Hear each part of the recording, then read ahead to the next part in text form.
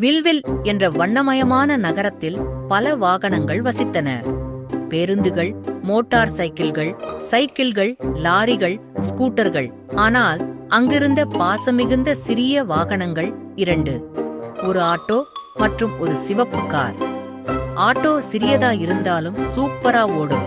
அவனுடைய horn beep beep என்று சத்தம் போட்டது.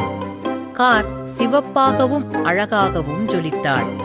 அவள் ஓடும்போது பூம் பூம் என்று இனிமையாக பாடுவாள். அவர்கள் இருவரும் சிறந்த நண்பர்கள். ஒரு காலை நகர சத்திச்செப்பன் அறிவித்தது, வில்விலில் நாளை உதவிக்கை ஓட்ட பந்தயம். இது வேற மாதிரி பந்தயம். விரைவில் ஓடுவதல்ல, பாதையில் எத்தனை பேருக்கு உதவுகிறீர்கள் என்பதே முக்கியம். ஆட்டோ உற்சாகமாக கூச்சல் போட்டான். நாமும் பங்கேற்கணும். கார் விளக்குகளை மின்னச் செய்தாள். அவர்களுக்கு நாம் தம் என்னவென்று காட்டுவோம். அடுத்த நாள் பந்தயம் துவங்கியது. போன்க்கு அனைத்து வாகனங்களும் பாய்ந்தன. ஆனால் ஆட்டோவும் காரும் வேகத்தில் இல்ல.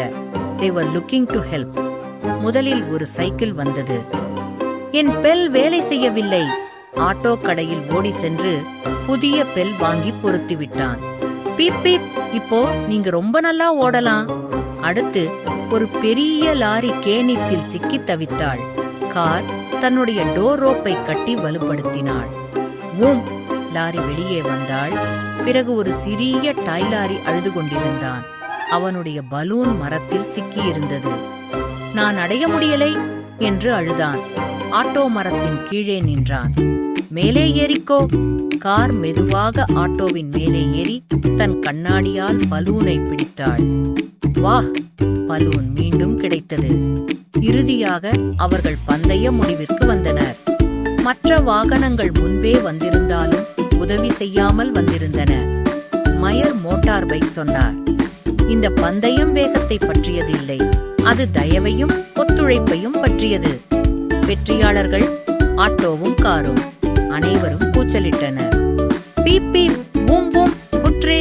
அன்றிலிருந்து வில்விலில் ஆட்டோவும் காரும் நல்ல மனது கொண்ட வாகனங்கள் என பெயர் பெற்றனர்.